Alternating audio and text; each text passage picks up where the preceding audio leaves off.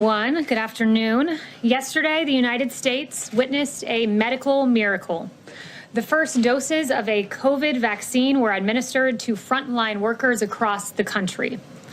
The president promised a safe and effective vaccine in record time, and President Trump delivered. Earlier this year, we heard from several news outlets and so-called fact checks that President Trump would need, quote, a miracle to be right. That was an NBC News article. We were told, according to Healthline, quote, a vaccine will still take more than a year to develop. USA Today warned us that, quote, despite medical researchers' progress, the vaccine, quote, was more than a year away. And National Geographic even told us that achieving a vaccine within, quote, a year to 18 months would be absolutely unprecedented, end quote. These reports deserve their own fact check. False. President Trump has not only been the optimist, hopeful to achieve a vaccine by year's end, he has also been a leader. Through Operation Warp Speed, President Trump, the businessman, and the president, as the innovator, has succeeded. President Trump directed military logistics experts at the Department of Defense to partner with health experts at Health and Human Services to ensure prompt delivery of vaccines and equipment.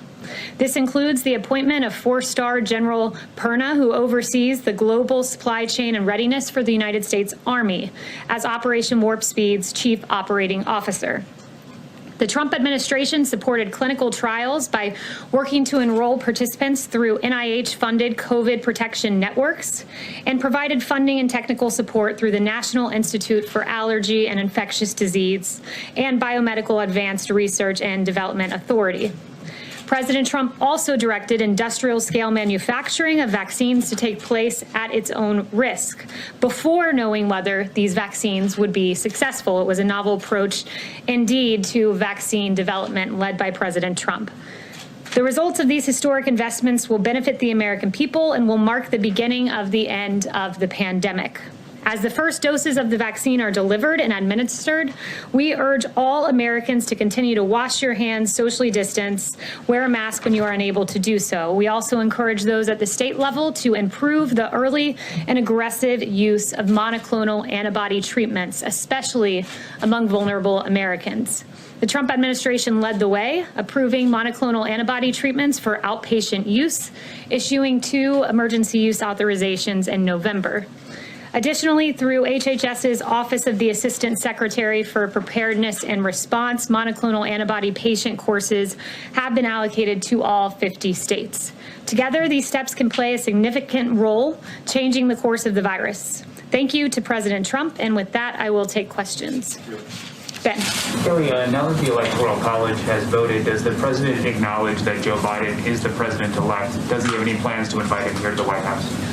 The president is still involved in ongoing litigation related to the election. Yesterday's vote was one step in the constitutional process, so I will leave that to him and refer you to the campaign for more on that litigation. What is his reaction to Leader McConnell today congratulating Joe Biden and calling him the president-elect? I haven't gotten the president's reaction to that yet, but the president, again, is pursuing ongoing litigation, would refer you to the campaign for further. And what's the path forward, though, for litigation? If the votes have been certified, if the Electoral College has voted, there doesn't seem to be a legal recourse at this point. The campaign would have more specifics for you on legal recourse, but yesterday was one step in the constitutional process leading up to the January 20th date in the Constitution. Steve. Does the president plan to take the vaccine and really do it in a public way to inspire confidence among people? So the president currently at this moment has said he is absolutely open to taking the vaccine. He's been emphatic about that to me privately and to you all publicly. But he did recently recover from COVID. He has the continued protective effects of the monoclonal antibody cocktail that I mentioned. And he will receive the vaccine as soon as his medical team determines it's best. But his priority is frontline workers, those in long-term care facilities, and he wants to make sure that the vulnerable get access first. Yes. Wouldn't him taking the vaccine set an example for Americans to give them confidence? Dr.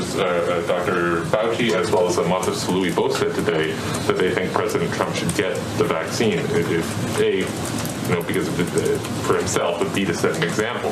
Will he do that? Like, why not do it just to show Americans that it's safe? Because he also wants to show Americans that our priority are the most vulnerable. There will be some senior administration officials taking it publicly to instill that confidence. It is very important.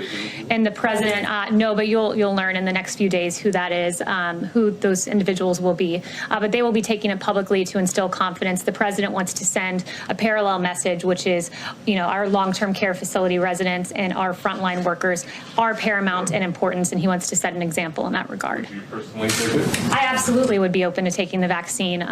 As has been reported, and as I shared with some of you yesterday, the White House, it will be a very limited group of people who have access to it initially. The president's tweet indicated that the White House should receive it at a later date to, again, prioritize the most vulnerable, but some career staff, national security staff, for the purposes of continuity of government, will have access, in addition to a very small group of senior administration officials for the purpose of instilling public confidence. He has said that he thinks Americans will be able to take it if they want to take it. You're saying he's open to taking it. Is he going to encourage Americans to take it, or is he going to leave it up to Americans? Does he think Americans should get this shot? Absolutely. Look, these are vaccines that he oversaw the development of. He has great confidence in. He wants to see all Americans get this vaccine, and he wants to see the most vulnerable among us get it first. But absolutely, he will be encouraging Americans to take this. Yeah. David. Do you know specifically when the president will veto the National Defense Authorization Act, when he's going to send the paperwork over? And why would he veto that, given the fact it passed on veto-proof majorities in Congress? So he still does plan to veto the NDAA. Don't have a timeline for you on that, but he does plan to veto it. He wants to make every effort to protect our military men and women, and will prioritize military funding in the big omnibus bill. But he also has other important priorities and I should say problems with the NDAA beyond just the absence of Section 230 repeal and beyond the inclusion of the Warren Amendment. One of the provisions of concern is provisions about troop withdrawal and deployment in Afghanistan, South Korea, and Germany. And so there are a number of provisions that he is. Said it was weak on China, but no Republican really seems to agree with on that. Why does he think the bill is bad on China? So by not including a Section 230 repeal, what you're in effect allowing is Twitter to continue to not censor Chinese propaganda. Recently, there was a tweet by the U.S., the Chinese embassy in the United States, about the Xinjiang province and allowing all citizens to enjoy the same rights, including freedom of religion. That clearly is not the case, as the Uyghurs have been absolutely tortured in that province. There was another tweet that they allowed about the virus originating in Wuhan. They said it did not originate in Wuhan. That obviously is Chinese disinformation, and the president's priority is to ensure that that isn't permitted. Yes. Did Leader McConnell give the president a heads up that he was going to talk about Biden on the floor today? I'm not sure if he had any call with him prior to making that statement. Okay. And is Secretary Mnuchin or Chief Meadows going to be involved in this bipartisan meeting that's happening on the Hill today at 4 o'clock about COVID relief? I believe it's just congressional leaders meeting, but I'll get back to you if there is a White House presence there. But what I can tell you is that the White House has had a continuous presence in the stimulus talks leading on this for months, trying to get this phase 4 passed. And when I spoke with the chief about this again this morning, he noted that Nancy Pelosi has really been standing in the way of a deal going back prior to the election, when she was anti-stimulus checks, something the president has been vocal about wanting. And then after the election, according to her, quote, she can now support these checks because of a, quote, new president, were her words, which is appalling to think that politics was playing into COVID relief for the American people. And she stood against liability protection. This is protection for our small businesses so that they're not held liable for COVID incidences through no fault of their own. And she's really playing up to the trial lawyers and opposing liability protection, which should be something that's just mere common sense. One other question about confirmations of Biden's cabinet picks. President Trump had the benefit of the Senate starting hearings and starting the process before he was inaugurated in January of 2017. Does the president oppose the Senate taking up Joe Biden's nominees before the inauguration? I think that's a hypothetical, and he won't get ahead of that activity actually happening. But he has taken all statutory requirements necessary to either ensure a smooth transition or a continuation of power. Yes. Thanks, Kayleigh. Given the success of Operation Warp Speed, why hasn't President Trump been more visible during this initial vaccine rollout? You have the vice president in Indiana today. Where's President Trump? President Trump's been hard at work on COVID behind the scenes. Just because you don't see him at the podium every day doesn't mean that he's not aggressively pursuing actions on behalf of the American people. He's briefed on COVID regularly, and I'm here speaking with you guys. Others are out communicating this information. Yeah. Could you comment on the Russian hackers breaching several federal agencies? How serious was this breach, and is the Trump administration considering retaliating? Look, the U.S. government, we're aware of all of these reports. We're taking all necessary steps to identify and remedy any possible issues related to the situation. As one step in that process, CISA has issued an emergency directive on Sunday night for all federal civilian agencies to review their networks for indicators of compromise and disconnect or to power down Solar Wind's Orion products immediately. So we are taking a hard look on this and obviously take any sort of cyber hacks very seriously. And just one more question on Russia. Since Russian President Vladimir Putin has congratulated President-elect Joe Biden, any comment on that from the Russian president? No comment on that. I'll leave it to the president to react to that. Has he spoken to President Trump? Not that I'm aware of, no. Let's see. David. Does the president intend to run for election in 2024, and would you like to be part of that campaign? I will leave that to the president, but he's still pursuing ongoing litigation at the moment for this election. Yes. Ty. Thanks. President Trump supported the Texas lawsuit at the Supreme Court, and a lawsuit that President-elect Biden called an assault on democracy. How is it not anti-democratic to try to nullify 20 million votes?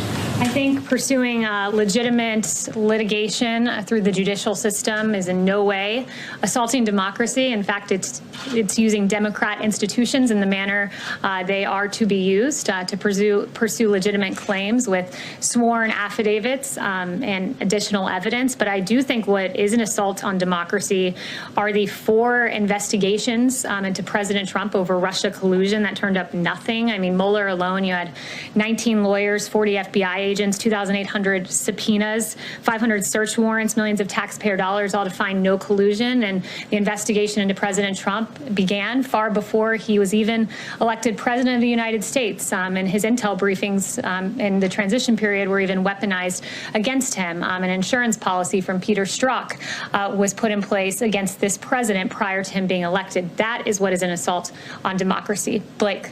Kayleigh, I want to ask you about COVID relief negotiations, but just to hone down on what was asked about the vaccine, yes or no, we should expect to see President Trump take a coronavirus vaccine before January 20th and do so on camera? He will take it when health experts and his White House doctor ask him to do so and says it's the appropriate time. He is very open to taking this, but also wants to prioritize our frontline workers.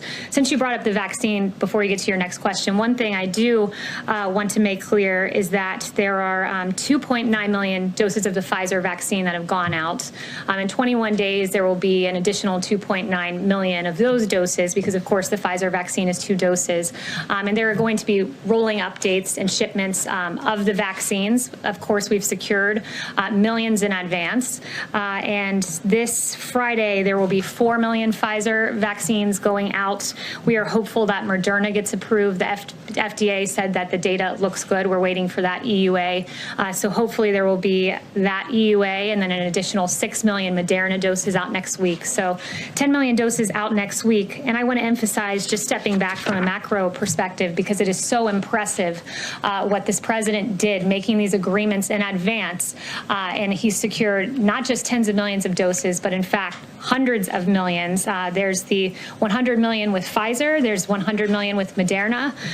We've secured another 100 million from Moderna. We're hopeful that that we will get an additional $100 million from Pfizer. I think we will. And then Johnson & Johnson is nearing the end of its phase 3 clinical trial. That's another 100 million doses secured, with hundreds of millions doses more if needed. And then AstraZeneca, which is in phase 3 clinical trial, 300 million doses secured. So it's a really impressive achievement what this president has done. But what's your next question? Negotiations. So there's this meeting this afternoon, the Big Four up on the Hill. We're told, by the way, that Secretary Mnuchin will be there.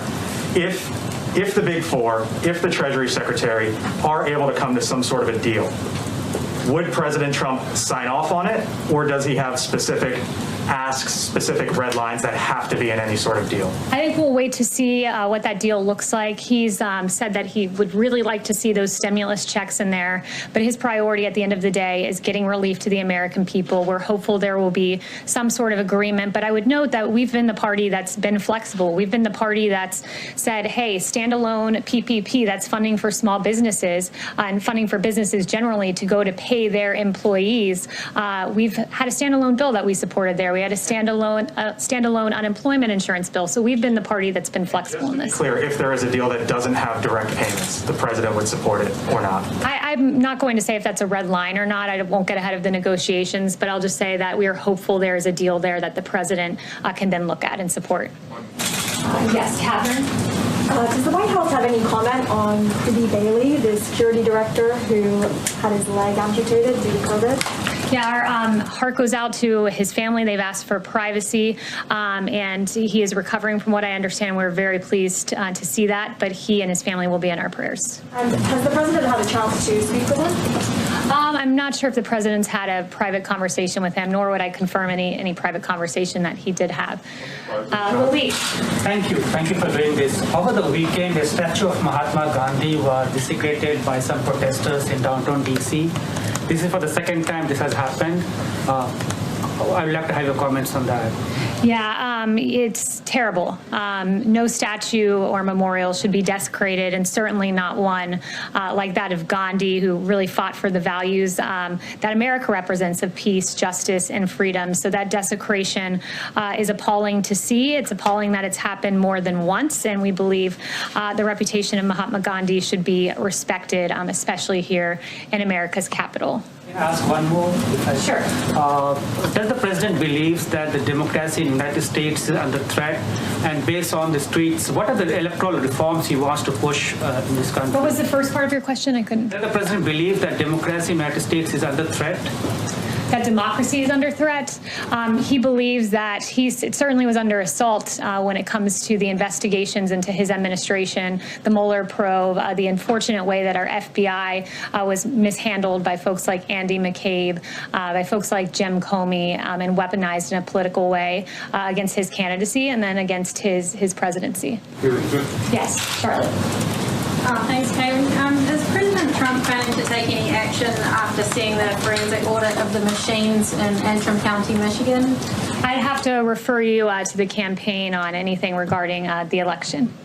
Just as far as the 2018 executive order on election interference, has he received a report yet? And when he does receive it, is any of that going to be available for the public to look at? I'm not aware of any report that he's received to that end. Yeah. Thank you, Kayleigh. Just want an update statement on Iran, especially in light of the just signed Israel-Morocco deal.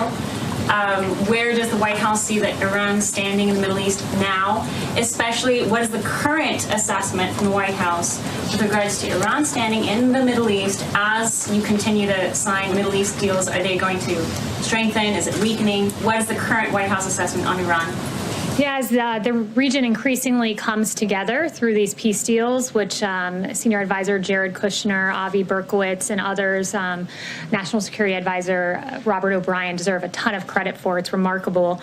But as the region continues to come together, our maximum pressure campaign continues to be effective. Iran is increasingly isolated and weakened. And when President Trump came into office, you know that the region was in extreme turmoil. ISIS had a caliphate, and Iran Iran's proxies were wreaking havoc. Since taking office, President Trump has worked to rebuild trust with our regional partners and identify their shared interests. And unlike the previous administration, which gave Iran piles of cash and a deal with a sunset provision that would have allowed them to get nuclear weapons, this president has isolated Iran, and he's done it through 4 peace deals, which is 4 more than his predecessor. But it's unfortunate that it doesn't give much coverage in the mainstream media. But I guess we shouldn't be surprised, because in the last 24, 48 hours, there have been quite a few stories that have not gotten a ton of coverage in the mainstream media. As former White House Press Secretary Ari Fleischer said, bias is often found in stories the press does not cover. And last week we found out that Democrat Congressman Eric Swalwell was infiltrated by an alleged Chinese spy. This spy cozied up to Swalwell, raised funds for his 2014 campaign, and even planted an intern in his office. And that relationship continued until the FBI briefed him in 2015. And that was some very good reporting done by Axios. But after entangling with this spy for years, Swalwell hypocritically went on to be one of the lead instigators of the Russia collusion hoax and the impeachment sham. Swalwell wrote this on his congressional webpage: President Trump and his team are directly and indirectly tied to Russia. That was not true. He then said in September of 2020, the president has a compromised relationship with Russia. Untrue. April of 2019, he said President Trump certainly acts on Russia's behalf and acts like Russia's leader. Not true. January 2019, Eric Swalwell said it's pretty clear President Donald Trump is an agent of Russia. Not true. And Swalwell shamelessly claimed Donald Trump Jr. and Jared Kushner had an eagerness and a willingness to work with the Russians during the 2016 election. Again, it was false. In 2019, he falsely claimed this yet again when inquired about collusion by a reporter. And these baseless attacks were false, yet covered breathlessly by the media. There was no coverage, however, of Swalwell being the one implicated with not Russia, but China. In fact, the New York Times website, as of this morning, had not one result for Eric Swalwell's ties to Chinese spies. Not one result. And when the Swalwell story broke, guess how many minutes of coverage it got on ABC, NBC, MSNBC, and CBS? 0. CNN devoted 3 minutes and 16 seconds to it. However, it was covered on Fox. Interesting pre-election and post-election coverage, too, on the Hunter Biden scandal, which was not covered at all by many outlets in the lead up to the election. In fact, on October 15th, you had a New York Times headline that said, Trump said to be warned that he was being given Russian disinformation over Hunter Biden. Now, December 10th, just a few months later, New York Times headline, investigation of Hunter Biden is likely to hang over Biden as he takes office. Washington Post on October 16th, the headline read, the truth behind the Hunter Biden non-scandal. Now you have the Washington Post headline that says this, Hunter Biden tax probe examining Chinese business deals. Politico, October 19th, Hunter Biden's story is Russian disinformation. That's a favorite. Dozens of former intel officials say, false yet again. December 2nd, now Politico reads, Justice Department's interest in Hunter Biden covered more than taxes. Really interesting turn of events, and good for those who covered what was a story all along and not Russia disinformation. Isn't it hypocritical for you to accuse others of disinformation when you spread it every day?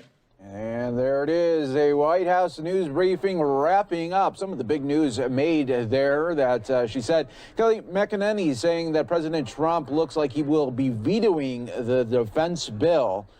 And he really wanted, in the defense bill, Section 230 there, that